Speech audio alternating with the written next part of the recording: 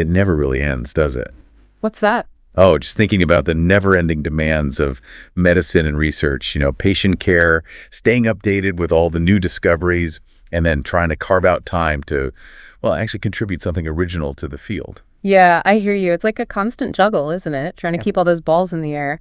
And you're absolutely right. In all of that, making sure your own work is truly original, like it's rock solid, that's just so fundamental. It's like the cornerstone, isn't it? Yeah. It's not just about, ticking boxes and following the rules. It's about the foundation of trust Yeah. in all of medical knowledge, really. That's it exactly. You've got it. The information that guides everything we do in clinical practice, the research that's shaping the future of healthcare, all of it has to be built on this bedrock of integrity. And any cracks in that foundation, any questions about originality, it can have some pretty far-reaching consequences. No doubt. So today, we're diving deep into a topic that, at first glance, might seem pretty clear-cut. But for many of our listeners out there, in medicine, nursing, paramedicine, even medical research, it's a lot more nuanced than it seems. It's plagiarism in research and publications. And we're really tailoring this deep dive for you, drawing on some fantastic insights from Dr. Avijit Barai. He's an emergency medicine consultant, and he's deeply involved in both the clinical side and the academic world. Oh, Dr. Barai, yeah. His work is really insightful. And one of the things he really brings out is this idea that plagiarism, it's not just about hitting Schreitschel plus C and Creetrel plus V. It's not as simple as that. Exactly. It's a lot more layered, a lot more complex. Yeah, it's way more than just verbatim copying. That's what's so fascinating, but also a little bit, well, maybe daunting for some. Definitely. And Dr. Barai, with his background in emergency medicine, talk about a field where accurate information is critical and you need it fast. His perspective on this is so valuable. Absolutely. Think about it. In the ER, every second counts. You don't have time to be double-checking sources and worrying about whether the information you're using is truly reliable. Precisely. So our mission today, and it's a pretty straightforward one, is to equip you, our listeners, with a really strong grasp of these different types of plagiarism. And, inspired by this sheer variety that Dr. Barai outlines, we're calling this our deep dive into the 50 shades of plagiarism. I like it. 50 Shades of Plagiarism. Catchy. And most importantly, we want to give you some practical tips, some real-world strategies to help you avoid these pitfalls in your own work. So where do we start? Well, I think it makes sense to start with the most, I guess you could say, blatant form. The one we probably all think of first when we hear the word plagiarism. Direct plagiarism. Right, the classic case. Lifting someone else's words and claiming them as your own. No attribution, no citation, nothing. Like taking a whole paragraph from a journal article and just plopping it right into your manuscript as if you wrote it. It seems so simple to avoid, right? You'd think so, wouldn't you? But I can see how it could happen, especially when deadlines are looming. And you come across this perfectly worded explanation or argument, and it just fits so neatly into what you're writing. Oh, absolutely. The temptation is real. But we have to remember, especially in medical research where precision and accuracy are everything, well, there's no room for cutting corners. Presenting someone else's work as your own, their findings, their conclusions, that's a serious ethical breach. Couldn't agree more. Mm. And, I came across this fun fact while researching for today's deep dive. Apparently, there have been cases of students submitting entire Wikipedia pages as their own work. Whoa, seriously, the whole page. Yeah. I guess that's like the ultimate example of direct plagiarism, right? It doesn't get much more blatant than that. Exactly. But thankfully, I think most of us have a better grasp on ethical writing than that. But there are these more subtle forms of plagiarism that can be, I think, trickier to navigate. Absolutely. And that's where things get really interesting. One that often trips people up is mosaic plagiarism. Oh, yes, mosaic plagiarism. This is where it gets a little more, artsy. Like creating a patchwork quilt, right? Huh, I like the analogy. Go on. So you're weaving together these different bits of information, some original sentences you've written, but then you're also incorporating phrases taken directly from other sources. But the problem is, those borrowed phrases, they don't have the proper attribution. It's like those fabric swatches in the quilt. Some of them still have someone else's label on them, even though you've stitched them into your own creation. That's a great way to visualize it. And what's really interesting about mosaic plagiarism is that it can happen even when you're genuinely trying to be thorough. You might paraphrase a few sentences from a source and you directly quote a phrase that really hits the nail on the head, but because you've been working with that source material, the specific citation for that phrase might slip through the cracks. It can happen so easily. It's like you get caught up in the flow of writing, And those details, they just get lost in the shuffle. Exactly. And we have a great example of this in our research. There's this anecdote about a student who thought they were being clever by rearranging sentences from a textbook. But guess what? Turnitin, or whatever plagiarism detection software they were using, it flagged it anyway. Really? Oh, yeah. Even though they'd changed the sentence structure, the software picked up on the borrowed phrases. It's a stark reminder that even minor borrowing, even if you're trying to be subtle, it can raise red flags. It's a good lesson for all of us. Even when we're actively trying to synthesize information from multiple sources, we've got to be super vigilant about tracking where each piece originates from. So important. Now, ready for a bit of a mind bender? Let's talk about self-plagiarism. Oh, yeah, the plagiarism paradox. Plagiarizing yourself. Sounds strange, right? It does, doesn't it? Yeah. But it's a real thing. And it can be a bit of a head-scratcher for some. Definitely. It's this idea of reusing your own previously published work without properly disclosing that it's been published before. Well, and it's more common than you might think. Like, say, submitting the same research findings to multiple journals. right. Or copying and pasting chunks from an old paper into a new one without making it clear where that material came from. And it can be problematic for several reasons.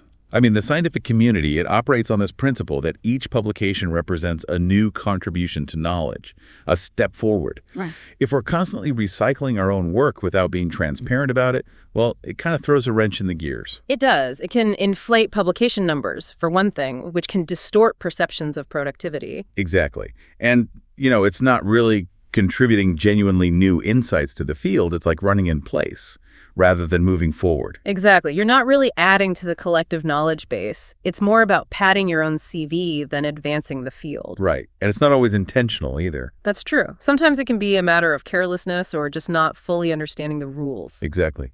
Like, there's this fun fact that came up in our research about researchers unknowingly committing self-plagiarism in grant applications. Really? How so? Well, sometimes they might reuse sections from previous grant proposals, like the background information or the methods section, without realizing that they need to clearly indicate that this material has been used before. And that can be a problem. It can. It's not necessarily about stealing from yourself, but more about transparency and making sure the academic record is accurate and reflects the true progression of knowledge. Precisely. Okay, ready to move on to the next shade of plagiarism. This one can be a little tricky to grasp and even trickier to avoid. It's paraphrasing plagiarism. Ah, yes, paraphrasing plagiarism. This is where we move beyond the literal copying of words.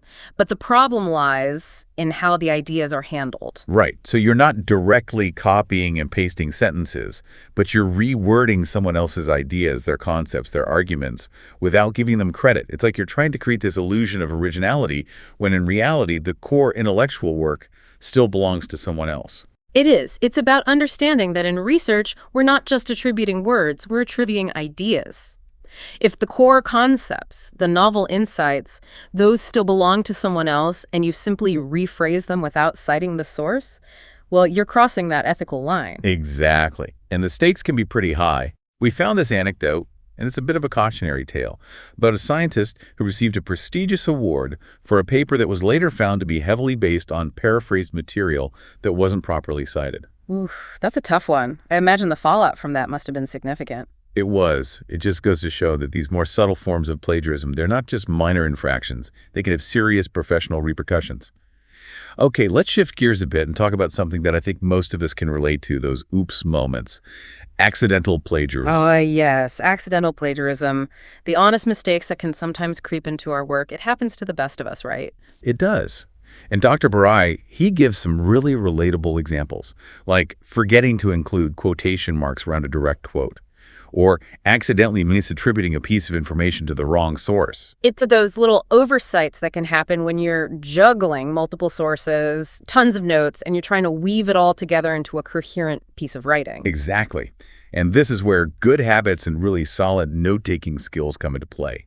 Being meticulous about recording where each piece of information comes from, making sure you're distinguishing between your own thoughts and the ideas you're drawing from other sources, it's all so crucial. It is. And of course, having a solid grasp of different citation styles, because let's face it, the rules can be pretty confusing sometimes. Absolutely. And, even seasoned academics and authors, they're not immune to this either.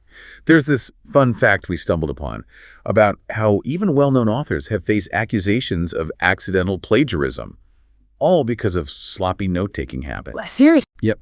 It really highlights the importance of having a good system in place, double-checking your citations, and being really attentive to those details. No one is perfect, but we can all strive to be as careful and thorough as possible. Couldn't agree more. Okay, ready for a slightly more, well, unsettling form of plagiarism? Oh yeah, let's hear it. What's next on our list of plagiarism shades? Source-based plagiarism. And this one, it really strikes at the heart of research integrity. Source-based plagiarism. What's that about? It's when you cite a source in your work, make it look like you've consulted this piece of research, but in reality, that source doesn't actually exist. Well, wait, so you're saying like making up a fake study or something? Exactly. Or you might misrepresent the findings of a real study, twisting them to fit your own argument. And the problem with this is it undermines the entire foundation of your research. If someone tries to track down your source and it leads to a dead end, well, it throws the validity of your entire argument into question. It's like building a house on sand, isn't it? The whole thing could just collapse. Exactly. And we have this really compelling anecdote to illustrate this point. There was a journalist who, for years, was fabricating studies, making up data to support his articles, and eventually, of course, he was caught, and the consequences were pretty severe. Wow, that's a sobering thought. It makes you realize how important it is to be incredibly diligent about verifying every single source you use. Okay, ready to move on to an even more, I guess you could say, egregious form of plagiarism. This one's a bit scary. You're talking about fabricated plagiarism. That's the one. Fabricated plagiarism. This is where we move into the realm of deliberate deception. It involves intentionally inventing data or research findings and presenting them as if they're genuine. Yikes. So like making up patient data in a medical study. Exactly, or creating fictitious experimental results to support a hypothesis. And the implications of this, especially in the medical field, they're huge. Potentially dangerous, even. It's terrifying to think about. Imagine clinical guidelines or treatment protocols being based on entirely made-up data. That could have disastrous consequences for patients. Absolutely. It's a complete betrayal of public trust and a violation of the core principles of medical ethics. And it's not just a modern phenomenon either. Oh, really? Are there historical examples of this? Definitely. One of the most famous cases is the Piltdown Man hoax. It was this elaborate scientific fraud that fooled experts for decades. The Piltdown Man. I vaguely remember hearing about that. Refresh my memory. So back in the early 1900s, these skull fragments were discovered in England, and they were presented as the missing link between apes and humans. It was a huge deal at the time, completely reshaped our understanding of human evolution. But it turned out the whole thing was a fake. The skull had been pieced together from fragments of a human skull and an orangutan jaw, and it had been treated to make it look much older than it actually was. Wow. So they intentionally created this fake fossil to mislead the scientific community. Exactly. And it worked for a long time. It wasn't until the 1950s that the hoax was finally exposed. That's wild. It just goes to show even the most respected fields, even science, it's not immune to deception. No, it's not. And it underscores the critical importance of skepticism, rigorous peer review, and constant vigilance within the scientific community. Absolutely. Okay, let's move on to a form of plagiarism that's a bit more, I guess you could say, conceptual. Idea plagiarism. Ah, yes, idea plagiarism. Okay. This is about stealing someone's intellectual spark, their original thought, without giving them due credit. It's a bit more subtle than some of the other forms we've discussed, but it can be just as damaging. So like if you heard a colleague present a groundbreaking new research hypothesis at a conference, and then you went off and published that same hypothesis as your own. Exactly. Or maybe you read a grant proposal and lifted the key ideas without acknowledging the original source. And why is this so problematic in medical research? Well, because research is a collaborative endeavor. It's built on the sharing of ideas, the building upon each other's work. When you steal someone's idea, you're not just taking credit for their hard work, you're also stifling innovation and damaging the trust that's essential for scientific progress. Makes sense. Yeah. And there's this really interesting historical anecdote that illustrates the complexities of idea plagiarism, the famous dispute between Isaac Newton and Gottfried Wilhelm Leibniz. Oh, yes, the calculus controversy. Now, that was a messy one. It was. Both of them claimed to have independently invented calculus, and there was this huge debate over who truly deserved the credit. It got pretty nasty, with accusations flying back and forth. It did. It just goes to show how deeply personal intellectual property can be and how important it is to acknowledge the origin of ideas. Absolutely. Yeah. Okay, let's tackle a form of plagiarism that I think many of us, especially students, might be prone to, maybe even without realizing it: patch writing. Ah, yes, patch writing. The art of, well, not quite paraphrasing, but not quite direct copying either. It's like this weird gray area, isn't it? Where you're trying to reword something, but you're still clinging a little too closely to the original text. Exactly. Dr. Barai describes it as rewriting portions of text by making only minor changes to the wording and the sentence structure while keeping the overall meaning pretty much the same. So like just swapping out a few synonyms here and there or rearranging the clauses in a sentence. Exactly. And it's so tempting to think, well, if I've changed a few words, it's different enough, right? But the problem is, if the underlying structure and the core phrasing are still too close to the original, and you haven't cited that source, well, it's still considered plagiarism. It's like you're trying to disguise the borrowed material with a thin veneer of originality, but it's not enough to truly make it your own. Right. And you know what's interesting? We came across this fun fact that a lot of students unknowingly engage in patch writing. They just don't realize it's a form of plagiarism. Really? Yep. And it highlights the need for clearer instruction on what true paraphrasing actually involves. It's not just about superficial word changes. It's about really understanding the source material and then expressing it in your own unique voice, in your own way, while still giving credit to the original author. So important. Okay, let's move on to remix plagiarism. This one seems pretty straightforward. It does, doesn't it? It's basically about taking bits and pieces from multiple different sources and blending them together into a single piece of work, but without clearly indicating where each piece came from, like piecing together a Frankenstein's monster of information. That's one way to put it. So, like taking paragraphs from different research papers and stitching them together into a new manuscript. Exactly. And the problem is, even if you're synthesizing information from different sources, even if you're creating a new argument or analysis, you still need to meticulously acknowledge the original source of each idea, each piece of data, each distinct piece of information you're using. It's like you might be the architect of this new structure, but you still have to credit the people who provided the bricks and mortar. Exactly. And we found this anecdote that really illustrates how remix plagiarism can land someone in hot water. There was this student who put together their entire thesis using uncredited material from 3 different articles. They thought they were being clever, but of course, it was quickly discovered. Not so clever after all. It's a good reminder that even when we're pulling together information from multiple sources, we need to be scrupulous about maintaining that chain of attribution. Okay, let's talk about a form of plagiarism that's a little more, well, ethically murky: ghostwriting plagiarism. Ah, yes, the ghost in the machine. Ghostwriting plagiarism is a clear-cut ethical violation. It's when someone submits work that was written by someone else, either entirely or in large part, and claims it as their own. So like hiring someone to write a research paper or a chapter in a book and then putting your name on it. Exactly. And it's not just about academic dishonesty. It's also about the fact that the person who's claiming authorship, they're not really engaging in the learning process. They're not contributing their own intellectual effort. And it misrepresents their actual skills and contributions to the field. Right. It's like taking a shortcut, but it's a shortcut that ultimately leads to a dead end. And it happens more than people realize. Really? Oh, yeah. There's a whole industry of ghostwriters out there, people who make a living writing for others. It's not just in fiction either. It happens in academia, in publishing, even in business. That's wild. It makes you wonder how much of what we read is actually written by the person whose name is on the cover. It's a good question to ponder. And it underscores the importance of critical thinking and maybe a little bit of healthy skepticism. Definitely. Okay, let's talk about a form of plagiarism that might not be immediately obvious, but it's important nonetheless. Translation plagiarism. Translation plagiarism. This is where things get a bit, well, international. Tell me more. What's it all about? It's basically taking a work that was written in one language and translating it into another language and then publishing it as your own original work without giving credit to the original author or source. So like translating a research paper from, say, Spanish into English and then publishing it in an English language journal as if you had conducted the research yourself. Exactly. And it might seem like, well, I did the work of translation, so it's my own now, right? But the issue is the underlying ideas, the research findings, the structure of the argument. None of that is original. You've simply changed the language of expression, but the intellectual property still belongs to the original author. I see.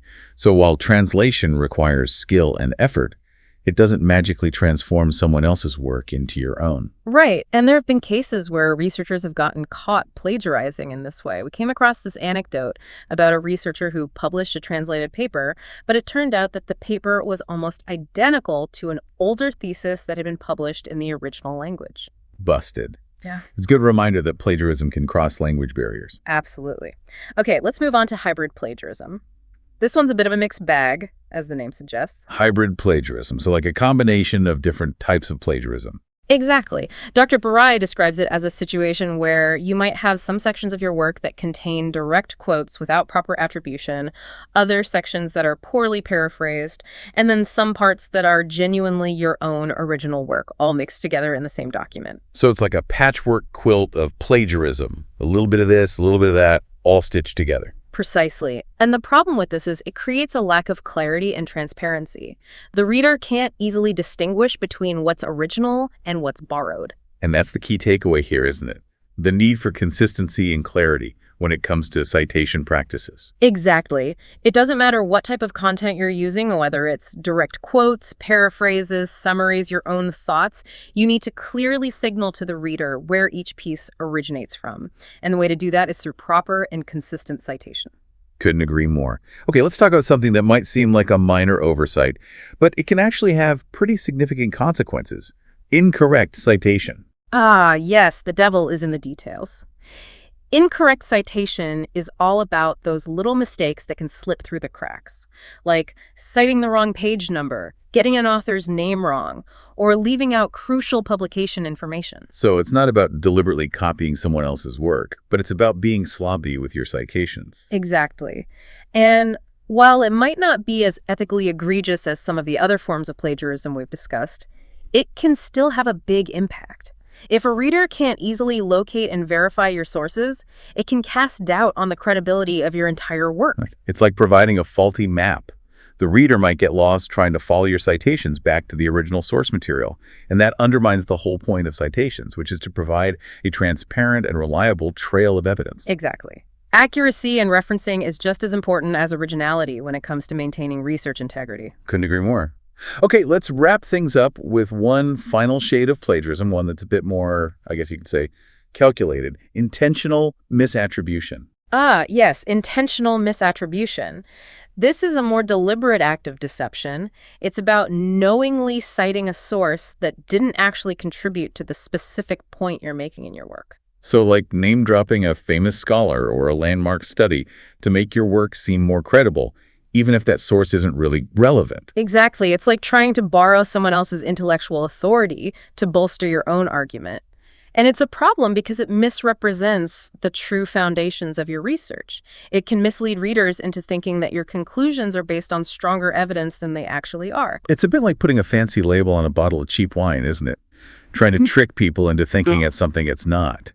And Dr. Barai's work highlights so many other nuances that we won't have time to unpack today. That's right. We've only just scratched the surface. There's minimalistic paraphrasing, where you change just a few words but keep the same sentence structure, and fake authorship, where you claim credit for work you didn't do. And then there's the whole world of AI-generated content and how that plays into plagiarism. Exactly. It's a constantly evolving landscape, especially with the rise of AI.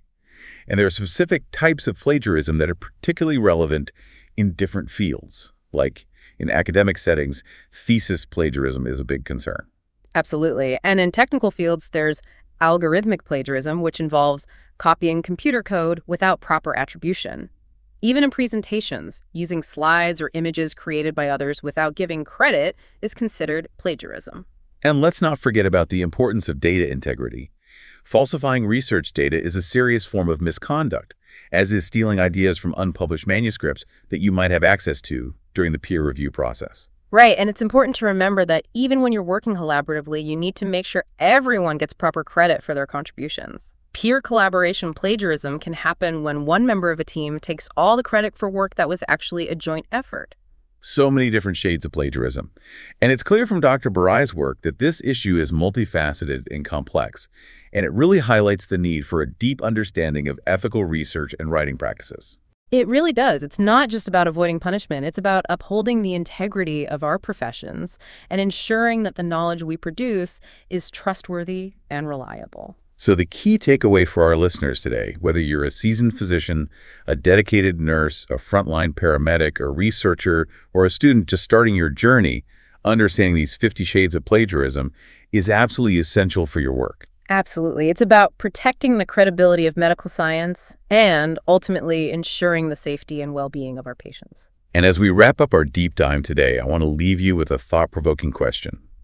How does rigorous and accurate attribution, how does that attention to detail, how does that commitment to ethical practices, how does that contribute to the trustworthiness of medical knowledge, and how does that impact ultimately the care that we provide to our patients? It's something to really think about.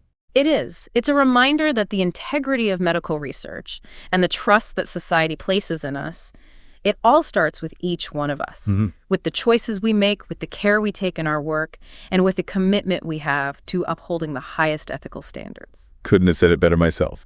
Thanks for joining us for this deep dive into the 50 shades of plagiarism. It's been a pleasure.